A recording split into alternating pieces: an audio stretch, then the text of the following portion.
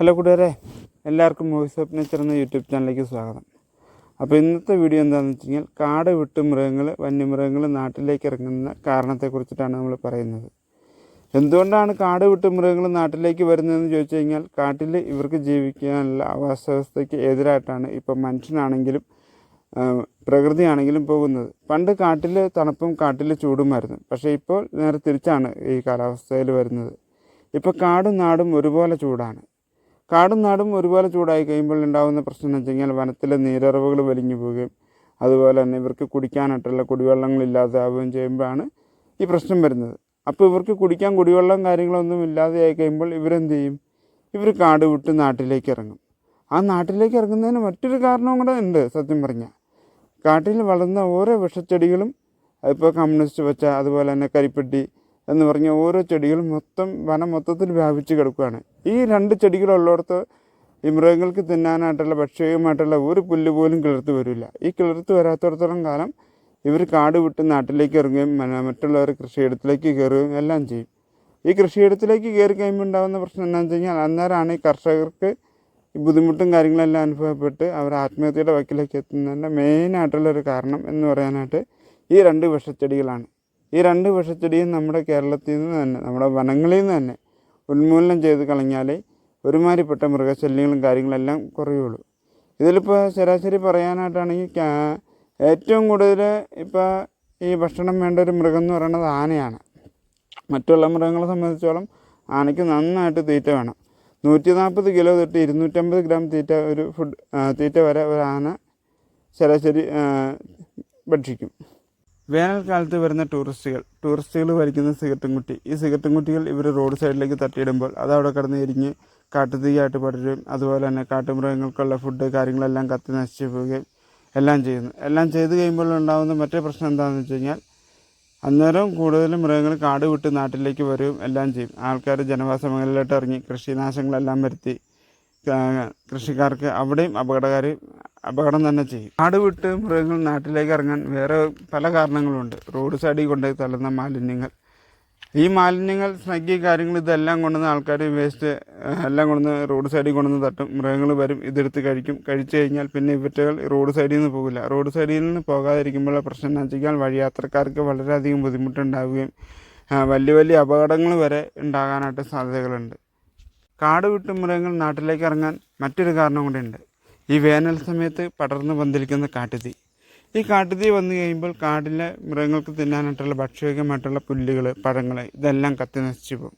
കത്തി നശിച്ചു പോയി കഴിയുമ്പോൾ സൂര്യപ്രകാശം നേരിട്ട് മണ്ണിലേക്ക് അടിക്കാൻ ഭൂമിയിലുള്ള ജലാംശങ്ങൾ വലിഞ്ഞു പോവുകയും ചെറിയ ചെറിയ നീരറവുകൾ വലിഞ്ഞു പോവുകയും എല്ലാം ചെയ്യും.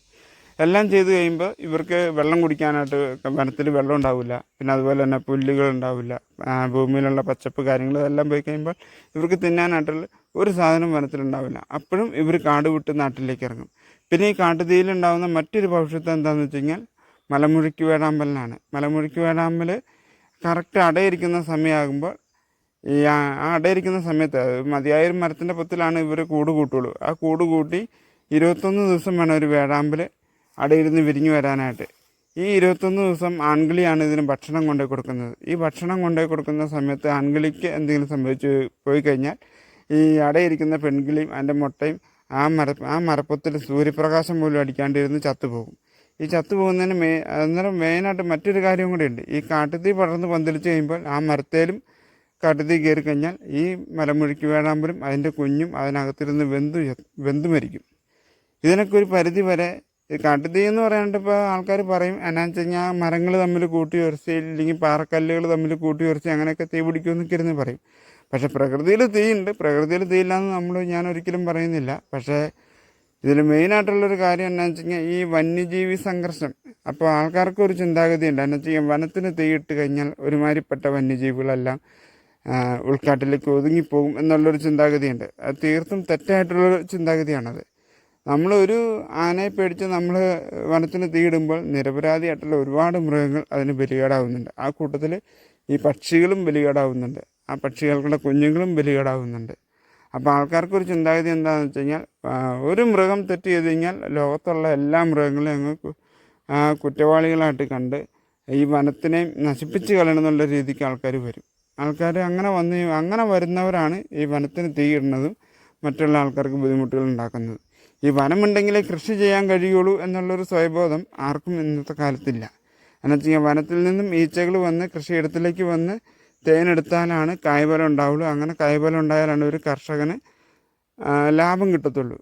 ഇതൊന്നും ആരും ചിന്തിക്കുന്നില്ല. അന്നേരം ആൾക്കാർ ചോദിക്കുന്ന ഒറ്റ ചോദ്യമായിരിക്കും, വനത്തിൽ നിന്നും കാട്ടുപന്നികൾ ഇറങ്ങി ഞങ്ങളുടെ കൃഷിയിടത്തിലേക്ക് കയറി കൃഷിനാശമൊക്കെ വരുത്തുന്നുണ്ട്, അപ്പോൾ അതിന് നിനക്ക് ഒന്നും പറയാനില്ല എന്ന് കുറേ പേരൊക്കെ ഇപ്പോൾ കമൻറ്റ് ബോക്സിൻ്റെ അടിയിൽ വന്ന് ചോദിക്കും. പക്ഷേ ചോദിക്കുന്ന ആൾക്കാരുടെ എനിക്ക് ഒന്നേ പറയാനായിട്ടുള്ളൂ, നമ്മളിപ്പോൾ താമസിക്കുന്ന പല ഏരിയകളും പണ്ട് കാലത്ത് വനങ്ങളായിരുന്നു.